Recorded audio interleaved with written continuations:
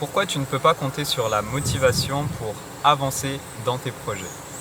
Ce qu'il faut comprendre, c'est que la motivation, c'est comme une émotion.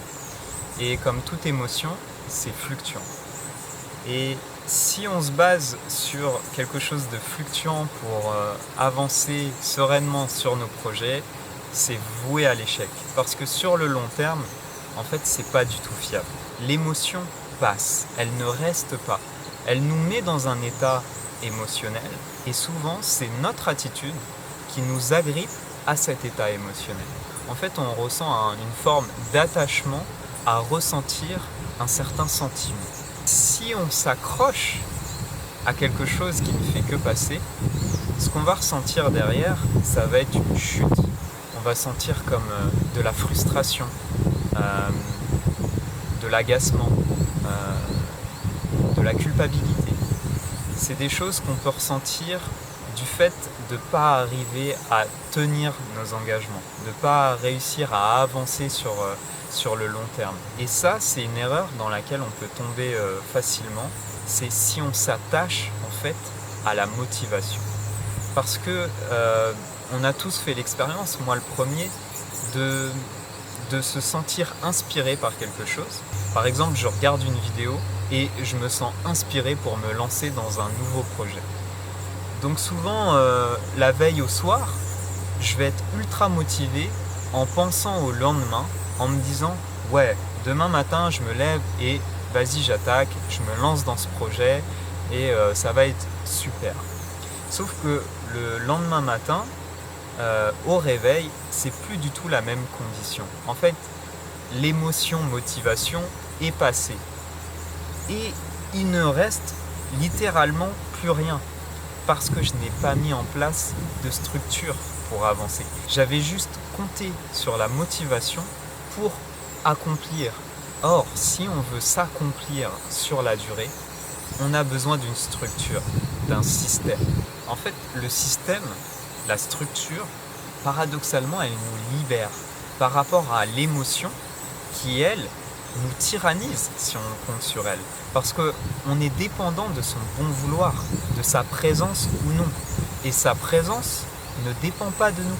En fait, si vous regardez bien, quand vous vous sentez inspiré, c'est pas tellement vous qui décidez. C'est quelque chose qui vous arrive, c'est quelque chose que vous voyez à l'extérieur et qui révèle quelque chose en nous-mêmes. Mais on n'a pas vraiment la maîtrise dessus. Ce sur quoi on a la maîtrise, c'est un système, une structure qu'on peut mettre en place. Et l'idée de cette structure, c'est qu'elle reste simple, claire et légère. C'est ce qui nous permettra de poser des actions jour après jour dans la direction que l'on a envie de prendre. Et c'est là que la structure devient vraiment une force bien supérieure à la motivation, qui est comme un élan de boost. C'est bien pour démarrer, commencer quelque chose, mais ça ne nous emmènera pas très loin finalement.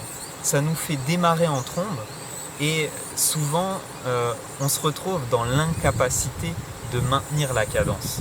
Quand on veut se lancer dans quelque chose de nouveau, le plus important, c'est de commencer à mettre en place une petite structure qui va nous assurer que chaque jour, je vais pouvoir poser des actes qui vont dans ce sens. Et c'est là qu'on comprend que la motivation, c'est qu'un bonus en fait. C'est pas une condition de base. J'ai pas besoin d'être motivé pour accomplir ce qui est important pour moi. Je suis pas motivé tous les jours par la pratique de la méditation, par ma pratique physique, parce que c'est fluctuant, c'est quelque chose de fluctuant. Il y a des jours où j'ai envie de pratiquer, il y a des jours où j'ai moins envie de pratiquer. Mais tous les jours, j'ai une structure qui me permet d'accomplir en fait. D'accomplir peu importe mon état émotionnel. Et cette structure, elle s'adapte. Quand je suis très motivé, je vais pouvoir en faire beaucoup plus. Quand je suis un peu moins motivé, quand j'ai un peu moins le temps, j'ai toujours ma structure qui m'évite en fait de laisser tomber et qui va me permettre de faire le minimum viable. Juste ce qu'il faut quoi. Juste poser l'acte et l'action qui va permettre de maintenir le sentiment d'accomplissement au quotidien. La structure, c'est pas forcément une voie de facilité. Je crois pas vraiment aux solutions de facilité. En fait, s'autodiscipliner, c'est pas quelque chose de facile. Sinon, tout le monde le serait. Tout le monde serait autodiscipliné et serait profondément orienté vers la personne qu'ils veulent devenir. Or, c'est pas du tout le cas. C'est bien parce que l'autodiscipline, c'est quelque chose de difficile, mais c'est pas forcément quelque chose de compliqué. C'est ça le paradoxe. C'est que l'autodiscipline, ça peut être très simple. C'est pas facile, mais ça peut être très simple. C'est-à-dire que c'est dans la mise en action. Si pour moi, l'action à mettre en place est très claire, ça sera extrêmement simple de passer à l'action. Si par contre, je suis dans le flou, je suis dispersé, je ne sais pas clairement qui j'ai envie de devenir, là, la mise en action, elle va être beaucoup plus laborieuse, elle va être beaucoup plus anxieuse, elle va être beaucoup plus dispersée et on va être beaucoup plus sujet à des émotions de frustration, de culpabilité, de doute, etc. Donc si je compte sur l'émotion, autant dire que je suis foutu d'avance. En fait, je vais me faire manger par le quotidien qui est rempli déjà d'urgences, d'imprévus, de fluctuations. Donc la structure, c'est juste poser un petit cadre extrêmement simple, extrêmement léger, qui va nous permettre d'organiser un espace dans le chaos du quotidien. Et c'est juste avoir prise sur ce petit espace qui n'est pas énorme, c'est juste un petit espace qui nous permet d'avancer sereinement jour après jour. Donc pour commencer à se structurer dans ce quotidien chaotique, déjà la première chose que je conseillerais de faire, c'est de bien cibler 1 à 3 choses, grand maximum, de priorité pour soi. Qu'est-ce qui compte le plus pour vous Qu'est-ce qui compte le plus pour vous à accomplir au quotidien? Qu'est-ce qui va vous nourrir en tant qu'être? Qu'est-ce qui va vous faire cheminer vers la personne que vous avez envie d'être? Moi, personnellement, mon quotidien, il est orienté par exemple sur la création de vidéos. Si vous voyez cette vidéo, c'est que j'ai maintenu en place une structure qui me permet de créer un contenu de façon régulière. Je suis aussi orienté sur la lecture parce que pour moi, je suis un passionné de la connaissance. Donc c'est quelque chose qui me nourrit, qui m'épanouit en tant qu'être. Donc je mets en place une petite structure pour pouvoir lire un petit peu tous les jours. Pareil pour la pratique physique. Pour moi, c'est le corps et l'esprit. 2 choses sont liées. Et donc, il y a un espace pour pratiquer.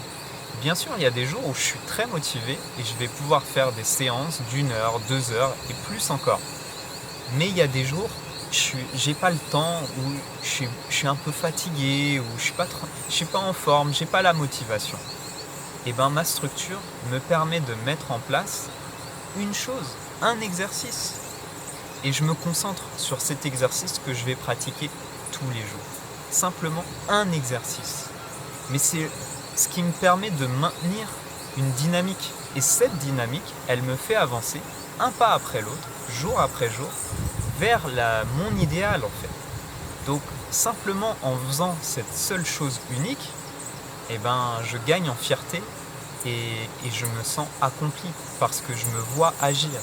C'est ça la clé en fait, c'est de se sentir dans cet état d'accomplissement. C'est ce qu'on veut, c'est ce qu'on souhaite. On souhaite accomplir, on souhaite réaliser nos rêves, nos ambitions. On souhaite en fait réaliser des choses. Et dans le concret, ça se concrétise par de petites structures qui nous permettent d'accomplir les choses qui sont importantes pour ne pas les laisser tomber en fait. Comme je le dis souvent, on se discipline pour ce qu'on aime. Et ce qu'on aime, c'est ultra important de ne pas le laisser tomber. C'est pour ça qu'on se structure autour. Si vous avez une relation de couple, moi le conseil que je vous donnerais c'est quelle structure vous avez mis autour de votre relation? Parce que si cette relation est importante pour vous, c'est d'autant plus important de mettre en place des formes de rituels qui vont permettre de célébrer cette relation, de la chérir, d'en prendre soin. Parce que très vite, avec le temps, on peut se retrouver dans une forme de lassitude et dans une forme de négligence, en fait, par habitude, simplement par la routine et le train-train quotidien. Donc la structure, en fait, c'est réserver des espaces pour y mettre notre pleine présence, notre pleine attention. C'est pas du tout de la rigueur mentale complètement déconnectée. C'est au contraire, c'est faire d'un moment un lieu de présence et d'attention. Et c'est ça la clé à comprendre. Parce que l'autodiscipline, c'est pas de la coercition. Au contraire, l'autodiscipline, c'est ce qui nous libère. L'autodiscipline nous donne la clarté qui nous épargne 1000 décisions dans le quotidien.